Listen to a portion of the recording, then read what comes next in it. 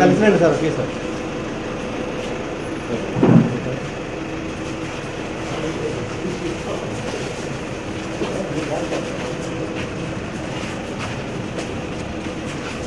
రామారావు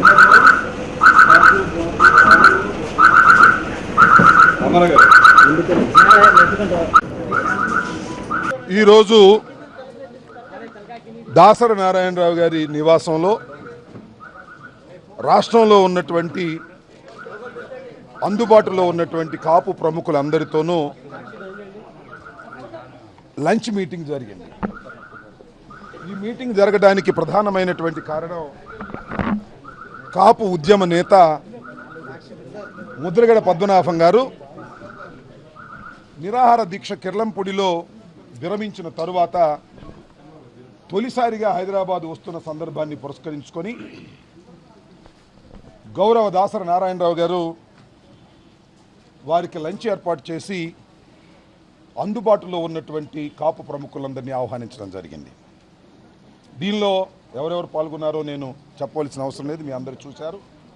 దాసరి నారాయణరావు గారు, చిరంజీవి గారు, ఇంకా రిటైర్డ్ ఐఏఎస్ అధికారులు, ఐపీఎస్ అధికారులు, వివిధ పార్టీల్లో ఉన్నటువంటి కాపు ప్రముఖులందరూ కూడా పాల్గొన్నారు.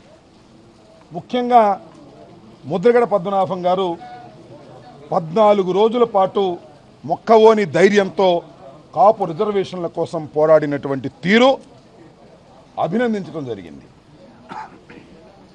తెలుగుదేశం ప్రభుత్వం చంద్రబాబు నాయుడు గారు ఇన్హ్యూమన్గా ఆయన్ని అణిచివేయటానికి అనేకమైనటువంటి అక్రమ మార్గాలు అన్వేషించి ఆయన అణిచివేయటానికి ప్రయత్నం చేసినా ఆయన ధైర్యంగా పోరాడి విజయాన్ని సాధించారు.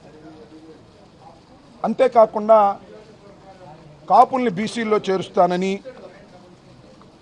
వచ్చే నెల 7వ తారీఖు లోపల అది పూర్తి చేస్తానని ముద్రగడ పద్మనాభం గారికి గతంలో ఇచ్చిన హామీ ప్రకారం 7వ తారీఖు తర్వాత ఏ విధమైనటువంటి కార్యాచరణ నిర్వహించాలి అనే దాని మీద కూడా లోపల అనేకమైన సలహాలు ముద్రగడ పద్మనాభం గారికి ఇవ్వటం జరిగింది. త్వరలోనే ముద్రగడ పద్మనాభం గారు కాపుల్ని బీసీల్లో చేర్చేటటువంటి ప్రభుత్వ హామీని నెరవేర్చుకునేందుకు తగిన కార్యాచరణ కార్యక్రమాన్ని రూపొందించడానికి ఆయన సర్వసన్నద్ధమవుతున్న సందర్భంలో వారికి అండగా ఉండటం కోసం మరొక్కసారి ఈ రాష్ట్ర ప్రభుత్వానికి ప్రజలకి తెలియచేసేది ఏమిటంటే ముద్రగడ పద్మనాభం గారు ఒంటరివాడు కాదు.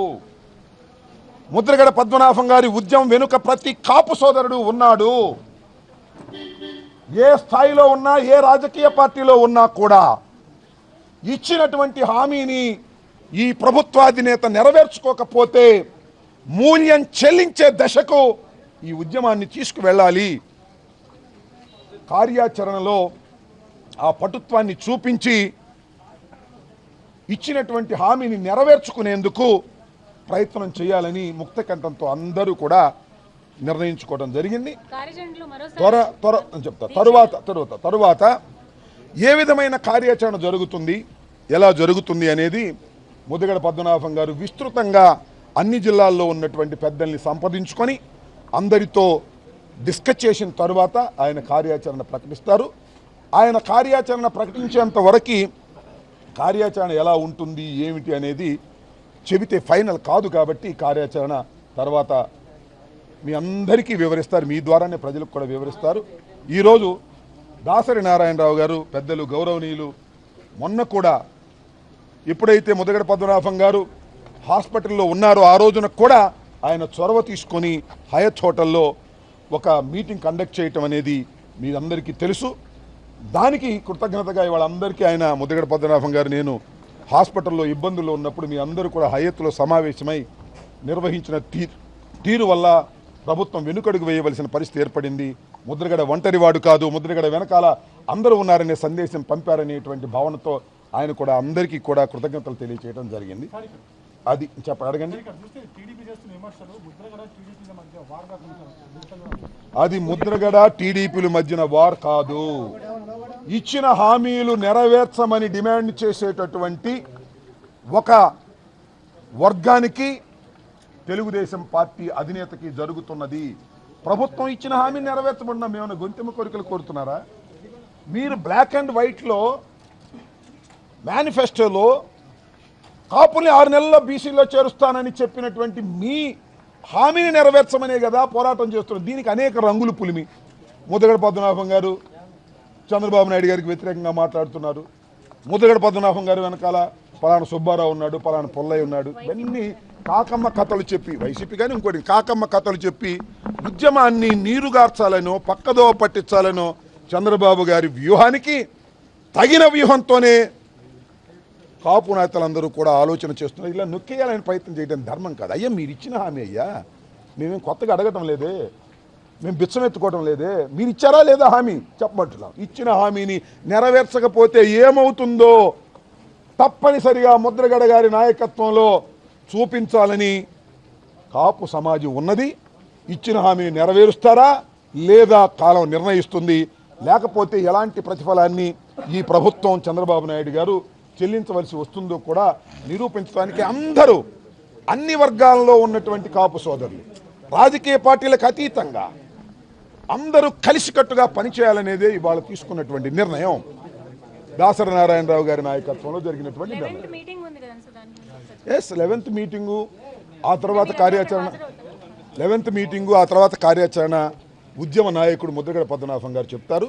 నేను ఈ రోజున ఇక్కడ జరిగినటువంటి అంశాలను బ్రీఫ్ చేయటం కోసం నేను వచ్చాను.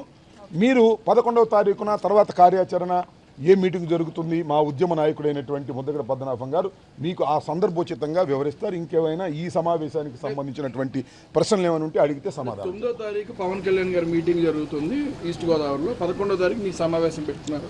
ఏదైనా కాంట్రాక్టర్ ఏదైనా రెండింటికి ఉంటే నేను కోట్ల 9వ తారీఖున పవన్ కళ్యాణ్ పెట్టుకున్నారు, లేదా 8వ తారీఖున మరి చంద్రబాబు నాయుడు గారిని పెట్టుకోమనండి, మరొక రోజున వైఎస్ఆర్సీపీ పెట్టుకుంటుంది. వాటికి వీటికి సంబంధం లేదు.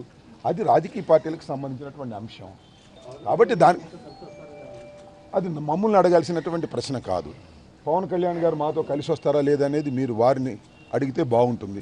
కలిసి వచ్చే వాళ్ళందరినీ ఇది ప్రభుత్వం ఇచ్చిన హామీ, దీన్ని నెరవేర్చాలి అనే మేము దాని గురించి చర్చించలేదు. మేము కార్యాచరణ గురించి మాత్రమే చర్చించడం జరిగింది.